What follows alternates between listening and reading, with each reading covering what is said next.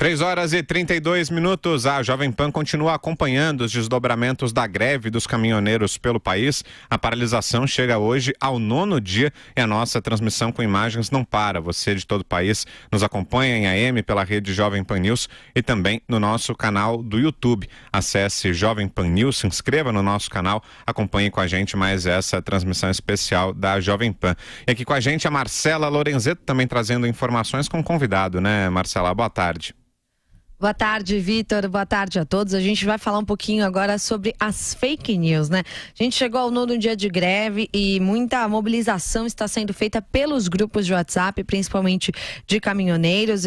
Várias mensagens estão sendo compartilhadas nesses grupos de WhatsApp. A questão é que nesses grupos existem muitas notícias, muitas mensagens falsas que acabam sendo disseminadas por aí sem o devido cuidado, né? E se torna uma avalanche de desinformação para a população brasileira. E para a gente falar sobre esse assunto, nós estamos na linha agora com o professor e pesquisador da ISPM, Luiz Pérez Neto, que gentilmente atende a gente aqui na Jovem Pan em áudio e também em imagem. Tudo bom, professor? Tudo bom, boa tarde, é um prazer falar com vocês da Jovem Pan. Boa tarde. Bom, professor, o senhor faz várias pesquisas relacionadas, né, a esses efeitos dos meios de comunicação, nas relações de consumo, enfim, a questão das redes sociais, essa disseminação de informações. E eu pergunto para o senhor se o WhatsApp, neste caso, ajudou a agravar a greve dos caminhoneiros, se esses compartilhamentos também de notícias falsas ganharam força também com essa questão da greve dos caminhoneiros. Olha, é difícil a gente falar se serviu para agravar. O que a gente sabe até o presente momento, com os estudos, com as pesquisas e também com as notícias que a gente tem, é que, em certa medida, o WhatsApp, no caso dos caminhoneiros, foi essencial para a articulação do movimento grevista. Assim como, por exemplo, em 2013, a gente observou com as manifestações de junho de 2013, o poder do Facebook, do Twitter e outras redes sociais na articulação dos movimentos sociais, agora o WhatsApp se mostrou uma potente ferramenta capaz de fazer com que os caminhoneiros, que é um grupo difuso, um grupo com interesses dispersos, conseguisse se articular e, em certa medida, parar o Brasil. Agora, professor... A partir da... Diga. Pode concluir, não, pode concluir, claro. Não, e a partir daí a gente cai num contexto, do ponto de vista comunicacional, bastante interessante, né? Que é a ambiguidade. Ao mesmo tempo que o WhatsApp serviu como uma ferramenta de articulação para um movimento político, e aí a gente pode discutir do ponto de vista da legitimidade, da oportunidade, enfim, etc., etc., mas acho que não é esse aqui o debate. Para além dessa articulação política, tem o outro lado, que é o que a Marcela estava falando, né? Em certa medida, serviu também para uma grande desinformação. E não é privilégio dos caminhoneiros, né? Eu acho que hoje, quem tem WhatsApp, quem tem rede social, a gente vive esse momento ambíguo, né? Será que dá para acreditar em todos os conteúdos que eu recebo diariamente em todas as minhas redes? É aí que começa a angústia nossa de cada dia. Agora, professor, conta pra gente quais foram as fake news que mais circularam aí nesses últimos dias. Tem algum exemplo? O que é que andou sendo compartilhado e que não era verdadeiro em relação a essa greve? Tem coisas, assim, do arco da velha, né? Eu vou citar uma que acho que é uma das que mais me chamou a atenção.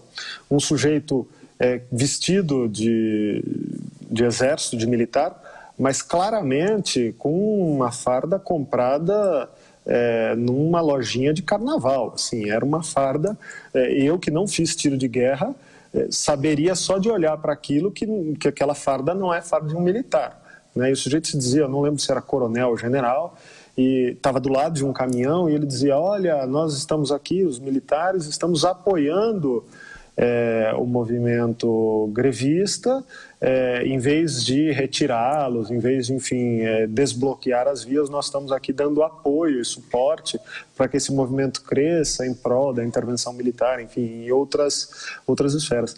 Aí é interessante a gente reparar, acho que todo mundo, os ouvintes terão vários exemplos, né?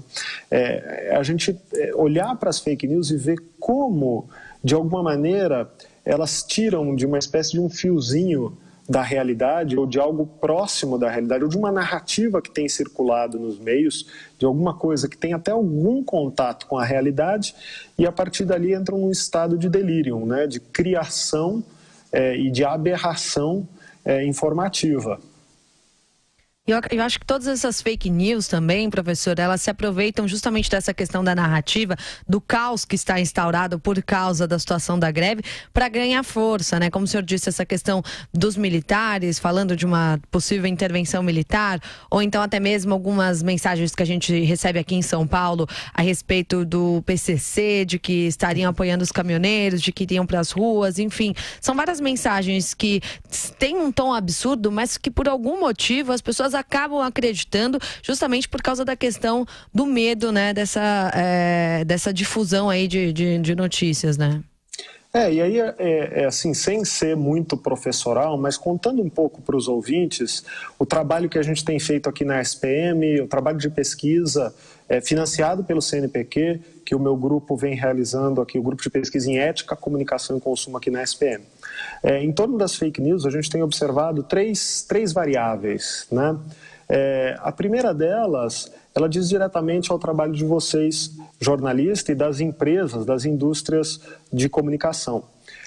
Hoje a gente tem um contexto onde ser jornalista é um desafio tremendo. Vocês têm uma profissão praticamente heróica, porque lidar com a quantidade de informação que passa pela mão de vocês e construir notícias num contexto de arroxo da profissão jornalista e de transformação da indústria, de alguma maneira, todas as empresas jornalísticas hoje passam por um processo de reestruturação, né? Tanto econômico como também de modelo de negócio. Isso dificulta em muito o trabalho do jornalista de apurar, de construir uma notícia, etc. Por quê?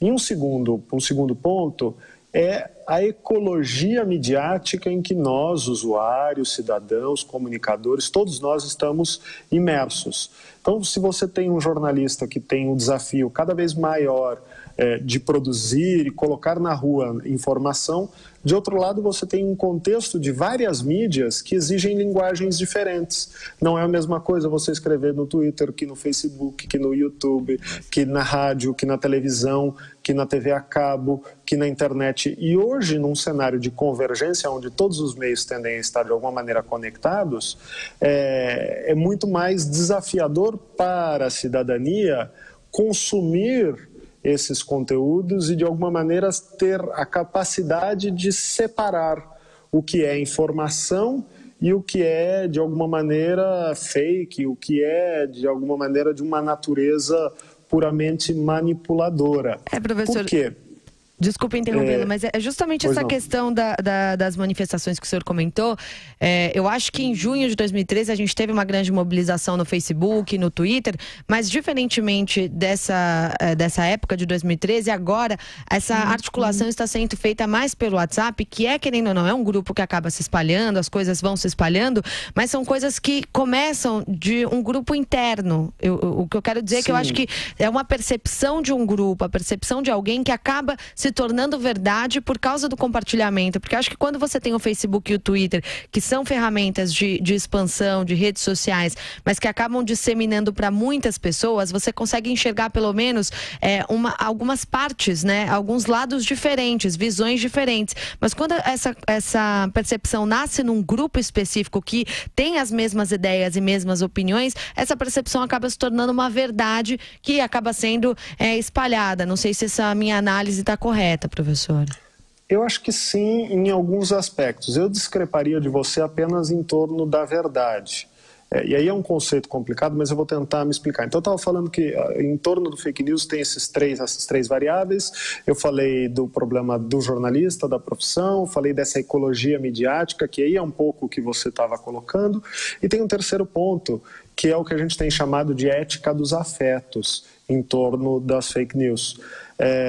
O sujeito hoje, quando ele é bombardeado com uma notícia, com uma notícia de qualquer natureza, seja ela fake ou não, a tendência dele é muito mais se apropriar daquele conteúdo em função do afeto que essa notícia produz nele, ou seja, se alegra ele ou entristece.